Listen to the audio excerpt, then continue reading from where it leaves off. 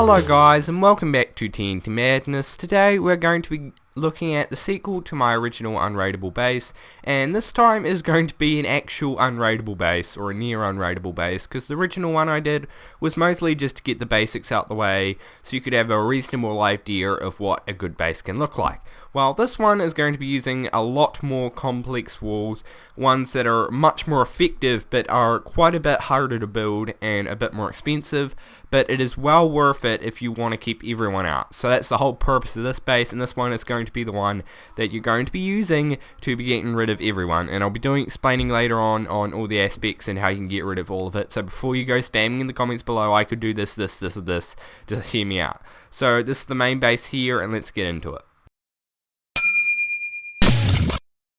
So I've just stripped away all the water so it's much easier to see, as we know that there's water on top and that's pretty much it, as it flows down in every possible corner. So there are several aspects of this base. We've got our major giant vault type thing where your actual base is going to be with some security actually inside it. Then you've got your main outer wall here, and then you've got several other defenses around it, and then you've got other stuff below it like this giant slab wall. So anyway, to start off, let's look at this giant obsidian shell. So the actual top and bottom have got 3 layers. They've got a layer of obsidian, followed by water, followed by obsidian, followed by water, followed by obsidian again, and that's just to stop roof busters and bottom busters.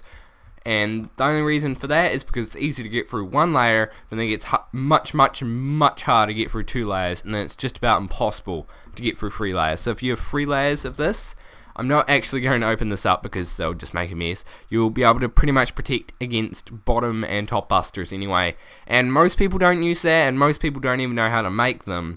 But it's just there because no doubt if you're making a base like this, you want to get every basis, and no doubt people are going to be raiding you for years to come. So that's the main bit there. The next bit we have here is just a simple layer of slabs that goes all the way up. I use this actually in my other build, and the reason for this is normal TNT cannons, when they hit it, there's a glitch where if the TNT hits it, it will actually can bounce off, and I went in much more detail in the other video if you want to check it out. But it's much more powerful than just a simple straight wall, and also you don't have to use obsidian, so it's really nice for that. And the fact it's free thick because it's a lot harder to get through, and this makes a really strong basis for just an extra wall, and it saves you having to make tons and tons of walls on top of it. So after that, we've got our real kick in the butt, and that is this giant thing here, which is my anti-sand wall. I'll have a link to the description to all the different walls in here below, and that's also why I've been doing tons of walls the past week and nothing else. So there'll be a link to all those in the description below. But pretty much what this does is, as soon as someone tries to hit you with any type of sand stack or hybrid cannon, anything like that, it'll catch the sand and it'll break it, and they'll have just a really frustrating time because they realized the most basic cannon that they used doesn't work, and it's going to frustrate a lot of people. And that's the main reason for this. And then along the edges here, we have something that's called a corner pillar, which is a very appropriate name because it's on the corner. Even though this can be very useful for the middle too, instead of actually having the anti-sand walls here, this is mostly to stop corner busters and things like that, because corner busters, they are based on chance for a large portion of it, because they fire diagonally, so they never hit in the same spot at the one time. So anyone that's used a corner buster would know that. So pretty much all this does is it's just a normal water wall, but what can happen is they can get stuck in the middle, and it can be harder and harder, and it can take a lot longer for them to get through it. And plus it's 4x4, so it's like trying to get through 4 individual walls, and since it's random, it's 16 individual walls for each side, and they probably won't be going for the side anyway because it is all in line with everything else. So already we have an extremely tough base, but we have one tiny more basis on the bottom. So what we have is we've got this giant layer of slabs here, followed by an empty void. Also, if you have sponges, don't forget to put that around the edge because that saves lag. That's really why people use sponges. So the whole reason for this is so if someone does hit sand and they don't do the hybrid cannon right or something along those lines, it'll just hit the bottom here and it will break. And also, I would have done tens of thousands of layers, but anyone that has used a slab buster, they know it can rip through hundreds of slabs at once. Anyone that's watched any of my slab buster videos, even my mini one, it can just destroy slabs and it's insane. So there's no point having any more than one layer, or else it's just using tons of resources. But it's good to have it all the way through your base, as it can just destroy every sand. So that is a very brief explanation of pretty much how this base works. If I went over in depth with all this, I'd probably be here sitting here for days, because it is really complex of how this works. But if you do build it, be assured that your base will be protected and you'll be sorted. It's going to cost you an awful lot of resources and a hell of a lot of time to build it though. Also, one thing to point out before I actually do the tutorial, this is a 20 by 20 base, so you can have it bigger or smaller, it doesn't really matter. It is very, very easy to adjust these walls to fit the size of your base. So anyway, enough rambling, let's actually get on with the tutorial. So the first thing you want to do before you do anything, and I cannot stress this enough, is you want to map out your area, which we'll be doing in just a second. But the resources you're going to need is some obsidian, some cobwebs, a ton of slabs. Also, don't use stone slabs, use cobblestone slabs, and some building blocks, any really kind. Cobblestone, mostly because it's the easiest resource to get, a ton of water, and some lava for the corner pillars. So I've just built a 1 block high version of this just to give you an idea of how it would look if you're mapping it out. And the most important thing to remember is you want to have a total of 13 blocks in every direction from the very edge of your outside base. So let's say this is the outside of your base, you're going to need 13 total blocks to the edge. And if it is not 13 blocks, then you'll not be able to fit this entire thing in, and it's not going to have the potential that it would be. If you do have larger, that can be good, because it just means there's a longer range between where they're firing the cannons and your wall, but there isn't a huge gain from doing so. So that is the main point of this, and the next thing I'm going to be doing is we are going to be adding the water to these, so I can show you how to build this. Also, one thing they're going to be doing, there'll be a huge amount of cuts, because I'm going to be spending probably hours building half the stuff off camera. I've already spent quite a while just building all this. So anyway, yeah. So I've just built this giant obsidian shell, and the reason for this is so I can show off how to make the first layer, which what you want to do is create your giant obsidian base thing, which is the middle shell that you're going to have, which is going to be 1 layer thick. I'd recommend you make it obsidian. It can be anything else, but obsidian is the hardest material to penetrate. So after that, after you've made your bottom floor bit, you just want to go in a diagonal pattern, placing your water along like so. This should be very obvious, but you just want to create your giant water thing on the bottom.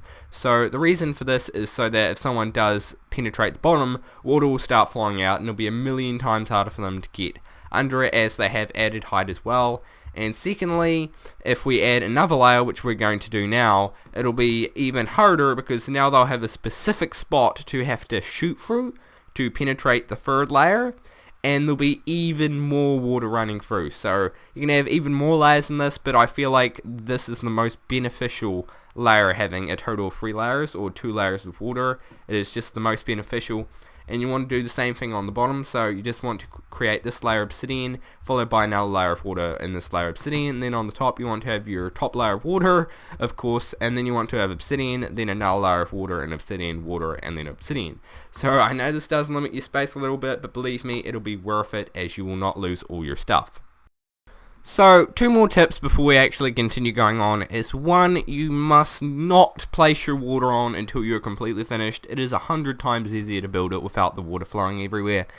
And second, do not bring any resources or any valuable stuff from your old base or vault or anything to here until it is 100% finished, because if someone does try to raid it, then they'll get nothing. So just huge thing there. So the next bit is very self-explanatory, and I explained it earlier, and that is this 3-piece sort of slab piece. This is probably one of the easiest pieces to build of the base. So all you want to do is you want to go 1 block out every angle, every side of your base, and then you want to make a 3 wide piece of slab all the way around your base, and the bottom layer should look something like this, and you just want to continue repeating this along the way. And also, the best way I'd recommend to build scaffolding is to build stairs, like just tons and tons of layers of stairs around your thing. It's very easy to maneuver. It's the way I used to build faction bases. So yeah, that's what I'd recommend doing. So after that, you'll just want to bring this up to the same height as this, and you'll have a really solid wall after that. At this point, your base should look something like this. If it doesn't, you should probably go back and actually check what's wrong. But now we are going to be working on these actual anti-sand walls. So these are very important, and I know you should definitely build them out of cobblestone. I'm just going to build them out of iron because I've already started building them out of iron, and iron is one of my favorite type of blocks. Most because it's really easy to count the blocks when you actually have them like this, because they've got the outline, which is just a tiny bit of personal preference. So the first thing you want to do is go back to the tutorial I made and actually see how you build it. It has a really in-depth tutorial on how you actually build this, and believe me, you'll be glad that you watched it.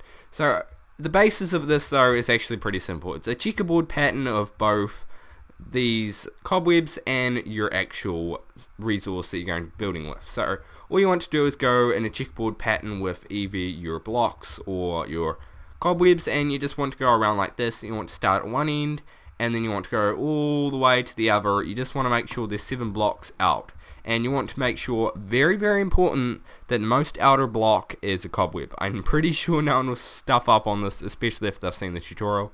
So you just want to keep repeating this. I know this will take forever, but you just want to keep repeating it till you get it to the same height as this, and you should be golden.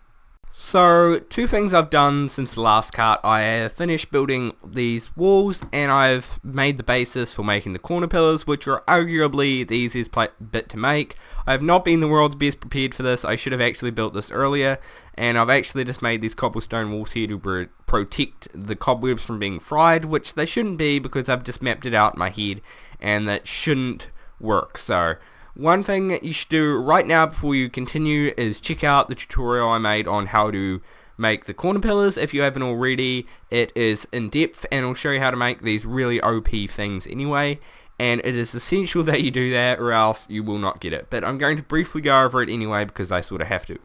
So what we have here is just our little layout that we normally have, and what we're going to do is we're going to place our lava here, and then we're going to wait for it to go all the way down. I also apologize if I say lava as larva or something weird with an R on the end, and it's not my fault, it's my accent, I swear. So we're just going to wait for all this lava to go down, and we are going to destroy the middle block of where the lava is, or else it's not going to work, as I also go in depth into the tutorial about. But the main reason is because that the lava updates beside the water. So yeah, I'm just going to wait till all this lava gets down to the bottom, and then I'll get back to you guys. So now the lava's gone all the way to the bottom, and I just realized there's going to be some clean out work to be done at the very bottom because of the slabs, because of what I've done. But now all you want to do is you want to place water on the rest of the individual blocks like we have here, and then it should instantly start creating your cobblestone pillars.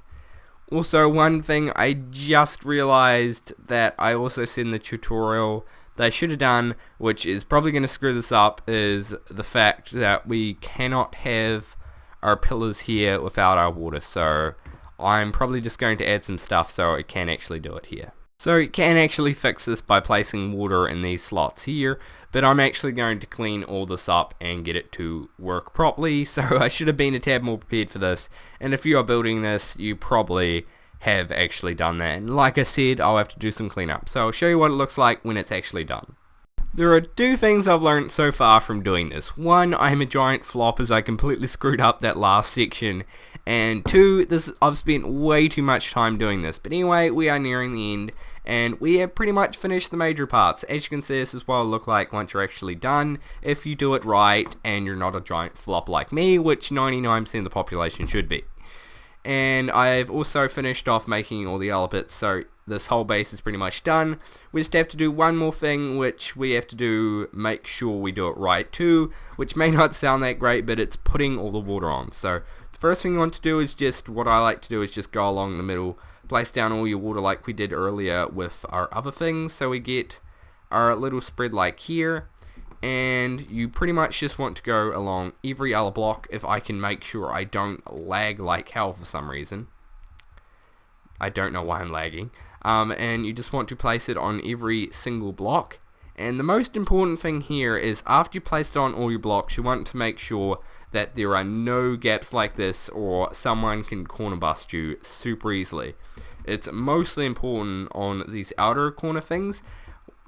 because if there's this half block here, then they don't have to worry about anything. They can just corner bust you super easily. It's really big problem.